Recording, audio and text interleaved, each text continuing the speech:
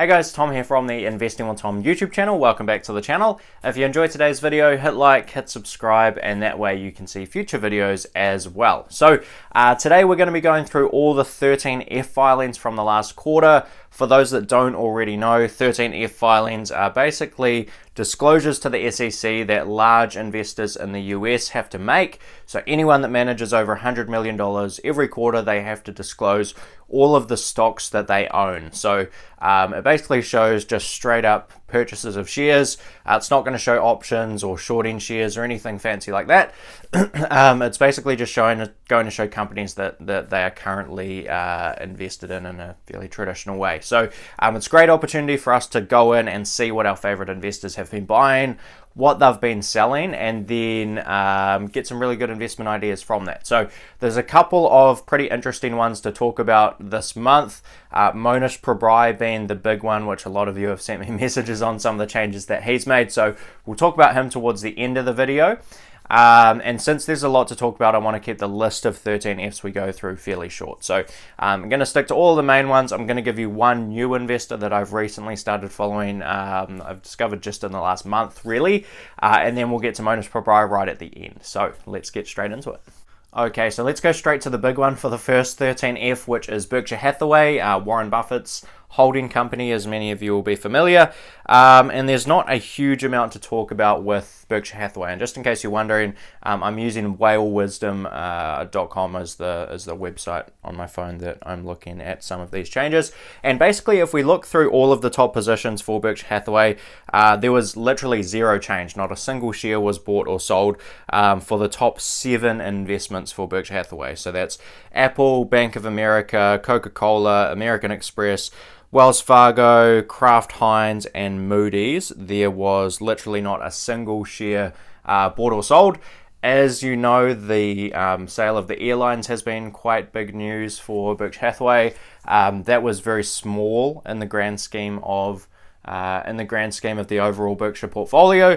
And we also have to understand that these 13Fs are a little bit of a delay. So things may have changed since this actual disclosure. For this particular 13F period, these are basically the holdings as of the 31st of March. So we've had sort of, a month and a half since then where things may have potentially changed. But with Berkshire Hathaway, no major changes, so not a huge amount to talk about there. So let's get to Charlie Munger and the Daily Journal Corp. Now, as many of you will know, over the past couple of quarters and even over the past several years, there has been actually zero change to the Daily Journal Corporation portfolio, which is the portfolio that's managed by Charlie Munger, and that theme continued through this quarter. So we still only have 4 holdings in the Daily Journal Corp portfolio. Over 40% is Bank of America, and over 40% is also Wells Fargo. So those 2 stocks make up close to 100% of the entire portfolio there. And again, literally zero change. So not too much to talk about with Charlie Munger and the Daily Journal Corp again here. But one of the investors that we do have a lot to talk about with is actually one of the only, I think pretty much the only fund manager that Charlie Munger has ever actually put his own personal money with, and that is Lilu. So let's get into Lilu's 13F.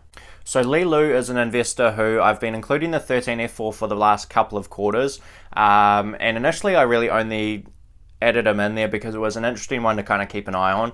The vast majority of Lilu's investing is done over in China.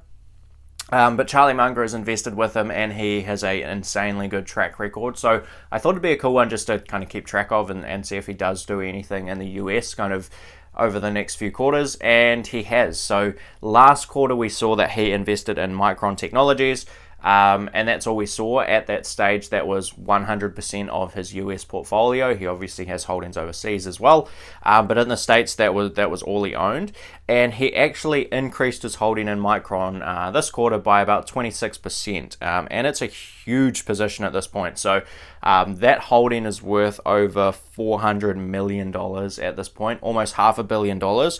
And it's at the point where he owns about 0.9% of the company. Almost 1% of the company is now owned by Himalaya Capital. So massive position. And one of the things I will show you shortly is that there's actually a lot of investors that I like continuing to follow Micron. For me, It's really a big circle of competence challenge to try and look into Micron. It's really not my area, so it's one I've steered clear of. But it's interesting to see a lot of people kind of that I really respect in the sort of investing world all going towards that one stock. So we saw Micron get added to, and we actually saw 2 new investments for Lilu in the States as well. So the first one is Bank of America, and the second one is Alibaba. So Alibaba is listed on the US stock exchange, although it's obviously a Chinese company. So I'm sure he definitely has some insights that I don't, living down here in New Zealand. But those are also pretty big positions already, or at least the Bank of America one is. So the Bank of America one is about $260 million. Works out to only about 0.1% of the company, but by most people's standards, a very large investment. And the Alibaba one is quite small by the standards of Lilu at the moment, so that's about a $34 million investment. But they're both brand new, and we obviously saw some massive fluctuations in share prices generally since the 31st of March, when this was sort of the holdings of Himalaya Capital. So there may well have been more shares added since that point, but interesting to see Micron continue to get added to, and I really don't know how big the overall Himalaya Capital portfolio is at this point, but I would love to know to get a real good idea of how much of the pie is actually made up by Micron at this point. So that's Lilu. Let's move on to Guy Spier next. Okay, so with Guy Spier of Aquamarine Capital, we have really 2 main changes. There was one smaller position, which I won't get into today, but 2 major changes to the portfolio. And Guy Spier is someone who's sort of Charlie Mungerish in the fact that he doesn't have a huge number of transactions each quarter. He tends to sit on his hands for the most part, because that is generally a good thing for investment performance and doesn't make a huge amount of changes. But we did see a couple. So his top 2 positions, or top 3 positions, are still Ferrari, Berkshire Hathaway, and American Express. No change to Ferrari, no change to Berkshire Hathaway in terms of his holdings, but he did make a change to American Express. So he's reduced his holdings just slightly by about 5% in that business, and it's still his 3rd biggest investment. So not a massive change there. One he has made quite a reasonable change in is Fiat Chrysler. So he's dropped about 200,000 shares off Fiat Chrysler. I notice in Guy Spier's portfolio he has very round numbers of shares, which I quite enjoy looking at. So that's about a 10% decrease in his holdings in Fiat Chrysler, and that's one we'll get into a bit more detail on when we get to talking about Mohnish Pabrai. And by and large, the rest of the portfolio is unchanged. So still has holdings in Wells Fargo. Also an investor in Micron. It's not as big a percentage of the portfolio as it is for some of the other investors that I follow. It's only about a 3% kind of position for Guy Spier. But interesting to see that he's invested in that one as well. So that's Guy Spier. Very close friends with Mohnish Pabrai, and another guy that I like to follow really closely. So let's get into the new investor that I want to show you next, just to give you a bit of an overview of some of his current holdings and the reason that I've started following this guy in the first place. And then we will get into the one you're probably all waiting for, which is Mohnish Pabrai. Okay, so the new investor that I've just started following is a guy by the name of Cliff Sosin. I'll put up a picture of him on the screen here, and his investment partnership, when you're looking for his 13F and so on, is CAS Investment Partners. And I came across this guy from listening to the After Dinner Investor podcast. So if you're not already someone who's listening to that podcast, definitely go check it out. I'll put the logo for that one up on the screen here somewhere. And I obviously came across it from listening to the podcast, and I related to this particular investor for a couple of reasons. The first thing that jumped out at me is they've made like 30% a year returns for the last decade, which is insanely high. Really, really good returns. And the other thing is, I guess, the way that their portfolio is structured. So Cliff Sosin only has about 6 investments, which I'll put up a screenshot of all those names here. And just sort of the way I hear him talk in interviews with how he approaches investing, and some of the things that I see in his portfolio, I really like. So he's obviously running quite a concentrated portfolio. He's putting a lot of money into his best ideas. And he also seems to be open to quite different styles of investment. So at the end of the day, he's a value investor and he's looking for discounts to intrinsic value and getting good deals and all those sorts of things. But he's approaching that in a couple of different ways, and it's a way that I sort of really like to think about the investment world as well. So firstly, he's got a couple of companies in there. The one that really jumps out to me is Party City, which is really more of a like old school Warren Buffett cigar butt type investment. It's a business that's had some real headwinds recently, with helium shortages and all sorts of stuff when they're trying to supply like helium balloons. So it's interesting to see him investing in a declining business that is at sort of extremes with valuation. And then at the other end of his portfolio, his biggest investment, it's about 40% of his portfolio. It was about 25% of the portfolio when he first purchased it, but it's grown a lot.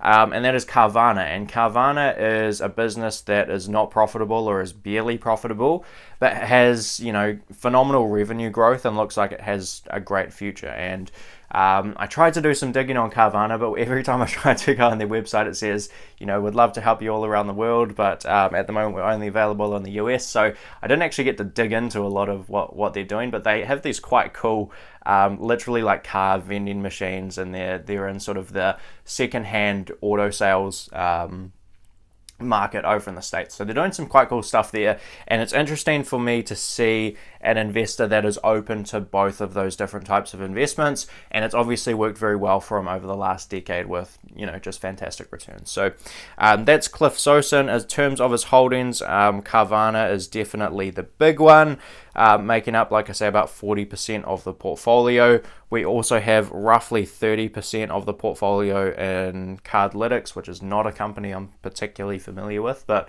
if you are, let me know. And just right off the bat there, after the top two positions, we're over like 70% deep into going through the portfolio. So there's some very big holdings in there, and he's clearly always getting new investment just because his track record has been so good.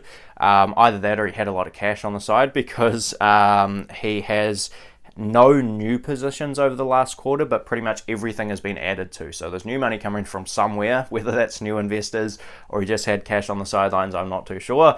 But he's still got, strong convictions on the exact same names, and he's continuing to sort of add to them over the last quarter. So that's Cliff Sosin, definitely a new one to add to your watch list if you're also following these 13 Fs. But with all that said, let's get into Mohnish Pabrai's 13F and run through some of the quite major changes that he's made there. Okay, so Mohnish Pabrai, lots of stuff to talk about here. Just a bit of background. So in the previous 13F filing, Mohnish Pabrai had 3 holdings in the US, does a lot of overseas investing as well, so this definitely is not his whole portfolio, but had 3 holdings. He had Micron, Fiat Chrysler, and GrafTech. And there's been major changes to 2 of those names. So with Micron, which is the first one we'll talk about, basically no change. He didn't add to it. He sold about 1% of the holding, so fairly minor changes. I'm going to interpret that as basically no change as in his investment thesis.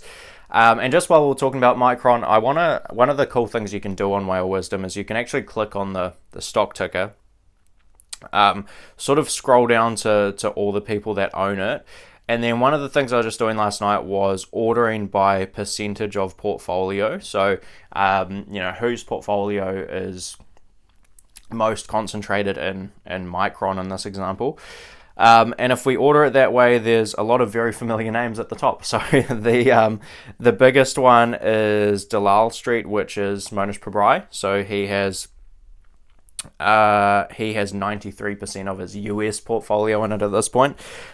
Second is Himalaya Capital Management, which is Lilu, who we've already talked about.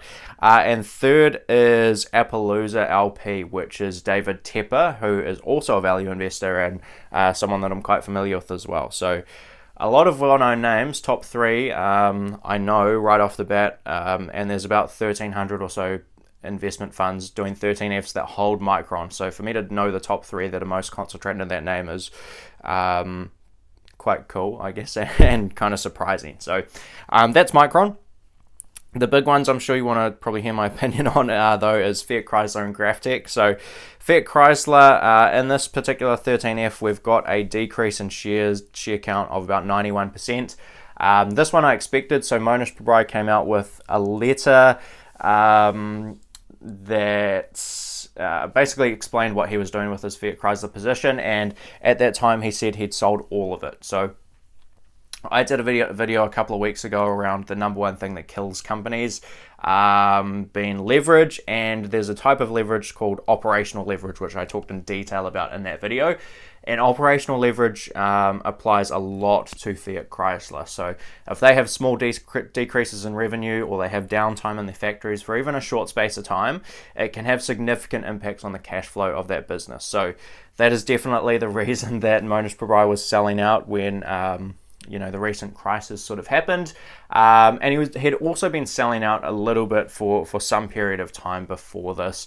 It was basically an opportunity cost thing. He had better investment opportunities available, and he didn't have a huge amount of cash, so he was starting to liquidate some of that Fiat Chrysler position, which he saw as probably the least attractive investment in his portfolio at the prices at that time. So that is Fiat Chrysler, and the other one is GrafTech. So this one surprised me a little bit. We saw in his previous 13F, he decreased his share count by about 15 or 20%, somewhere in that range, and now he's all the way out. So this is an interesting change because Mohnish Pabrai was very bullish on GrafTech for a little while there. I think I've got an article printed out and down on my bookshelf somewhere of him talking all about GrafTech and some of the great things it had going for it, and he also did an entire presentation to a group of students, kind of all centered around GrafTech as well. So interesting to see him change his mind on this. In a lot of ways I think it's quite cool, because even though he's gone out and presented to many people on this being a good idea, he hasn't had that sort of confirmation bias from doing that, and he still had the ability to sell out if he thinks it's a mistake. So interesting to see. I am a GrafTech shareholder, as many of you will know, so I guess I'll give you a little bit of an update on what's happening with the business. Essentially, the original investment thesis was fairly straightforward. They basically have GrafTech essentially produce these graphite electrodes, which are used in electric arc furnace steel production, which is one of the two main types of steel production, and it's the growing type of steel production because it's less capital intensive, and it's more environmentally friendly, are basically the two main reasons. And one of the things that happened in the last couple of years is the price of graphite electrodes shot up, and that was largely related to the raw materials that are used to produce those graphite electrodes, being petroleum needle coke. And the reason the price of petroleum needle coke has shot up so much was actually because of Elon Musk producing electric car batteries. So petroleum needle coke is used to a large extent with producing battery packs for electric vehicles. And it basically sent the price of these graphite electrodes way up. And GrafTech contracted and locked in a lot of those prices with their customers at that point. So it got to the point basically where Mohnish Pabrai, when he made his initial investment, the contracts that ran over sort of 3 or 4 years with GrafTech were going to be equal to about the market cap. So, or the free cash flows they were going to get from those contracts. So one of the cool things about GrafTech is they have vertical integration. So they have basically known costs on their petroleum needle coke. They don't have to go out to the market and pay these prices that swing wildly for that raw material. They know what their costs are going to be. They now knew what their revenue was going to be, and that gave them really quite a clear picture of what their free cash flows were going to be. And they were basically going to have free cash flows equal to the market cap of the business at the time over the next 3 or 4 years. Now, a couple of things have changed since that initial investment. The first thing is that commodity prices have come down. and that was, I guess, sort of expected in a lot of ways. That was one of the reasons why those contracts were put in place, was to try and lock in some of those high prices. And the customers at the time were happy to do that because prices in their minds were just like continuing to skyrocket. So they didn't want their costs to blow up further, and they were happy to sort of have these take-or-pay contract arrangements. And the recent crisis has thrown a spanner in the works basically as well. So their cash flows have not been as good as expected. So there were a couple of bankruptcies of some of their customers, which are basically steel companies. And there are a couple of companies that exercised force majeure kind of terms in their contract, which basically mean there's been these unforeseen circumstances and we can't pay or don't want to pay at the moment. In most of those cases at this stage, GraphTech have been able to renegotiate those contracts and basically shift some of the volume of graphite electrodes that those customers initially intended to buy to later years. There haven't been that many more bankruptcies, and there are actually none last time they reported earnings, and that actually surprised me a little bit. I thought there would be some more. So there's definitely more risk in the graphite or in the GraphTech investment case than there was initially. That said, the price is much lower on the shares as well. So that's not a recommendation or anything, but that's sort of what's happening at the moment. And one of the other things that's happening is that GraphTech have one very large shareholder in Brookfield Asset Management. And one of the things that I personally probably didn't appreciate as much as I should have when I first invested in the company was that if prices got dramatically lower from the initial point of investment, which they are down maybe 40 or 50% or something at this point now, basically when you're a minority shareholder and you have Brookfield Asset Management with an extremely large shareholding in the company, there's certainly the risk that Brookfields can basically just buy out the entire company and capture those cash flows themselves. So that is certainly a risk to consider, and that's basically what's happening with GraphTech at the moment. So clearly, Pabrai has either one, seen too much risk in the business, or two, had more attractive opportunities come up, or potentially a combination of those couple of things. So that is what's happening with some of our 13Fs and our favorite investors at the moment. So hope you enjoyed the video. If you did, please hit like, hit subscribe, and I will see you in the next one. Cheers.